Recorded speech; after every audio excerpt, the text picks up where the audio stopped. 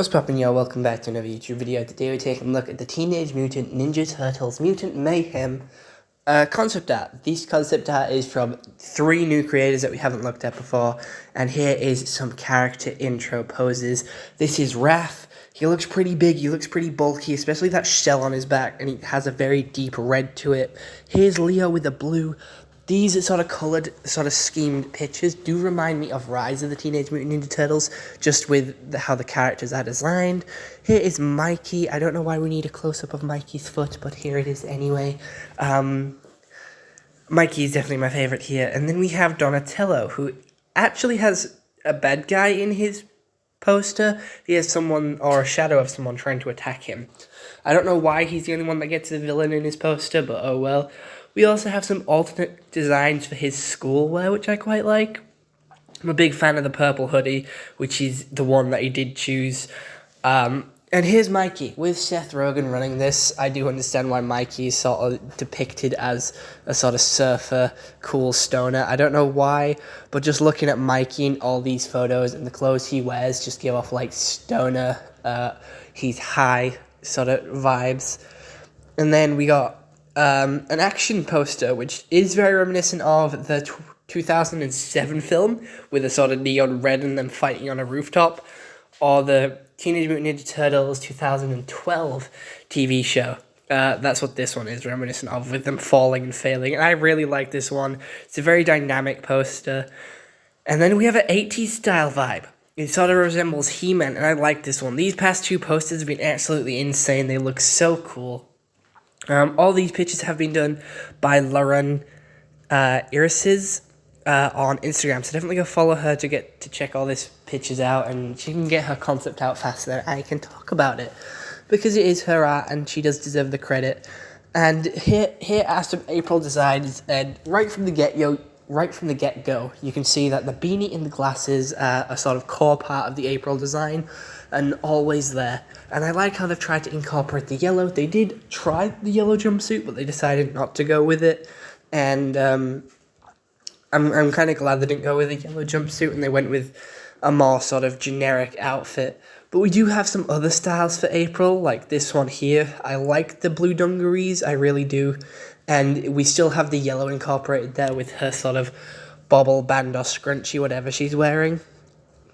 Again, with the glasses here, there is always an incorporation of glasses and the colour yellow with a character, which I quite like.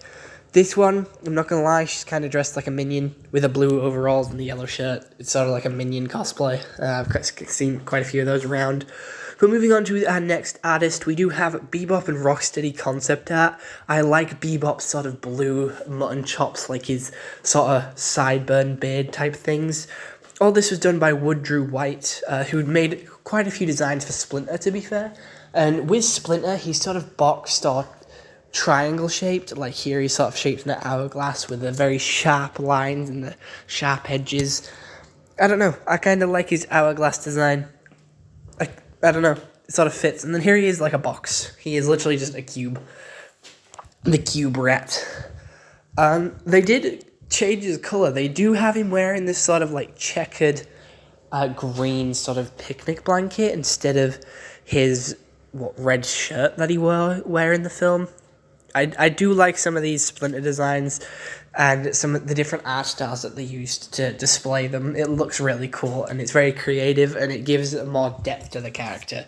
Here is Baxter Stockman, who is in the film for all of 5 minutes, but he is the one that sets up the whole film and creates every mutant in the city. And they did really go for the Discard mod vibe with most of his character designs, with a very few exceptions where they tried to make that bad guy from Far Cry, which this guy looks like an absolute businessman. He looks like a unit. He looks high up. He doesn't look like he's going to get into too much trouble, and he doesn't really look like a scientist, if I'm being honest.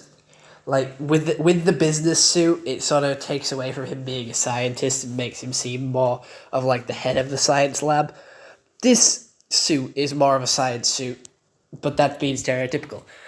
But, again, it does look Discard mod vibey. I don't know how to explain it. It just looks like a Discard mod, and I think that's what they were going for with the film, which I'm not complaining about. it just... Some of the designs look absolutely gross and disgusting, and I think that's what they were going for with this film, trying to make it look as gross and disgusting as possible. Like, it was a very gross out film, or it tried to be anyway. I do like the purple tracksuit vibe. That's a really good one. I'm a big fan of tracksuits. And the red tinted glasses have been like a thing throughout all of this, and like the lack of hair has been a good one as well throughout all of Baxter Stockman's vibes. Mondo Gecko, my favourite mutant in the film, other than Mikey. Here he is. He's so happy. This is what he looks like in the film. Sorry, but I really like this design. It's very gross, very dirty. He always has that sort of little skateboard on his tail. He even has braces in this one. This one looks like my pet gecko. I don't know. It just reminds me of it. And yeah, they always go with that little skateboard on its tail. Except from here, they also have a sort of injection going into his neck. So he has sort of two different variations of constants. And with the injection in his neck, it sort of looks like he isn't fully mutated yet. I don't really know what they were going for or what the story behind that would have been. But it would have been cool to explore it a little bit. This one, he looks quite happy and sweet. He doesn't look as much of like a grossed out character. He just looks happy and sweet here. I really like this one. He looks adorable. And then here's Ray Fillet. I wasn't a big fan of this character.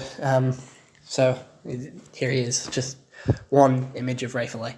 We also have some concept art of Donnie's sort of dream sequence where they're going to be famous. And that already looks drawn and sketched. And them sort of showing different angles of it. The police looking really shocked. We have Mikey and Donnie pushing his glasses. I forgot Donnie had glasses, and I don't think he actually wore them in this scene, as you can see from the bottom picture here. And I don't know why Michelangelo has a baby. Again, they're doing the classic Teenage Mutant Ninja Turtle pear-shaped heads in this. I don't know why, but turtles usually in iterations they normally have this sort of pear-shaped head with like the big mouth, and then it sort of smalls off at the top.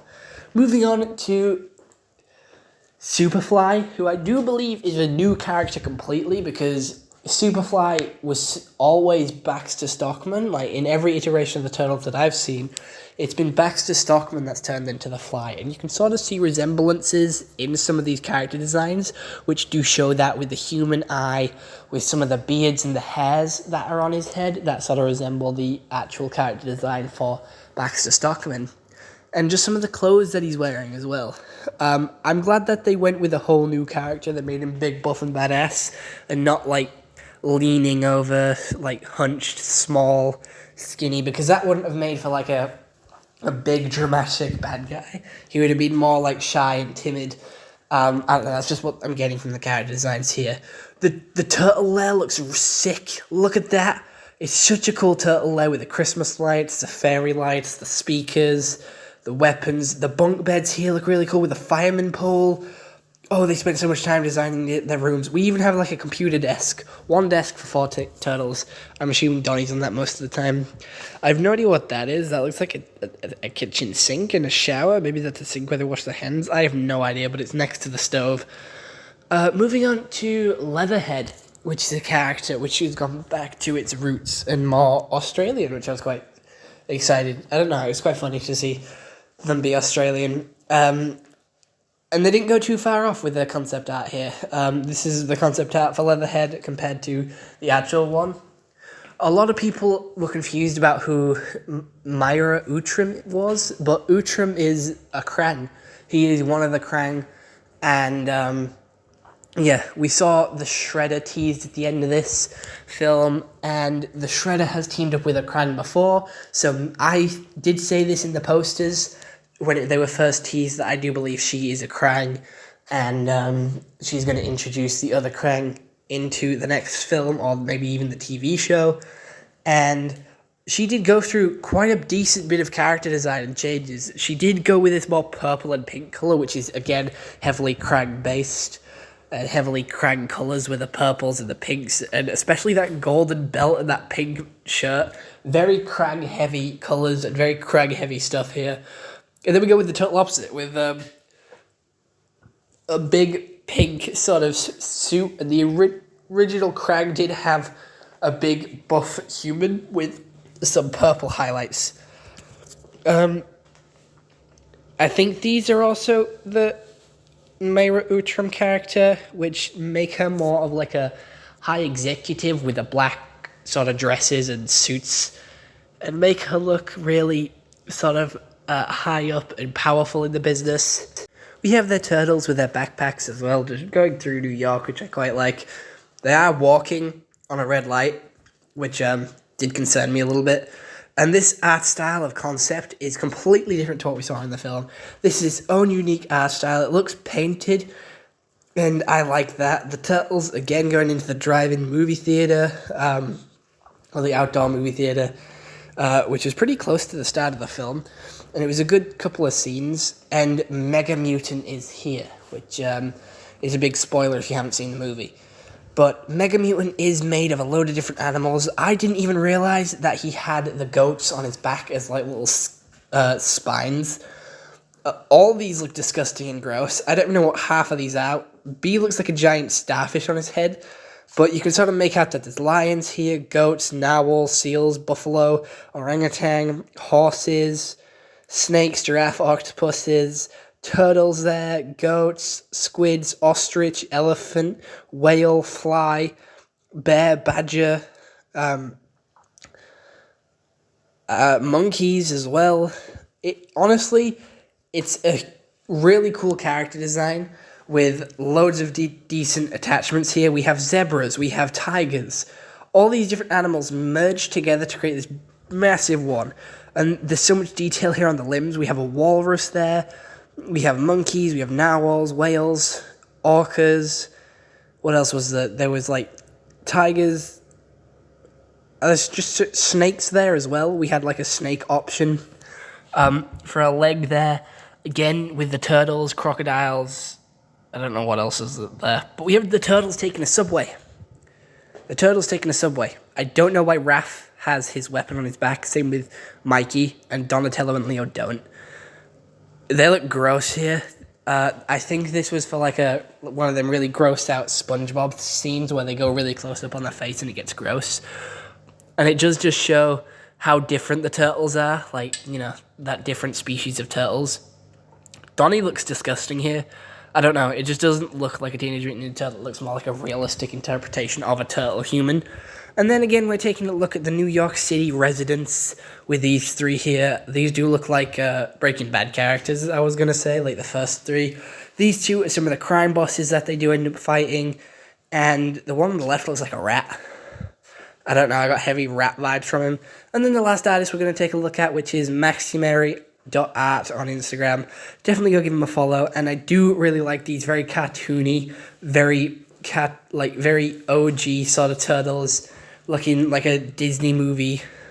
And it's a really cool design, and seeing all these different designs, all these different styles of art going through and at the start of making this, it's just so cool. But other than that, I hope you enjoyed. See you all next one, and I think I'm done with concept art of the turtles. I think I've got it all now, and I've covered majority of it, so I'm going to leave it here. There will be no more turtle concept art, so I hope you have enjoyed this series, and goodbye.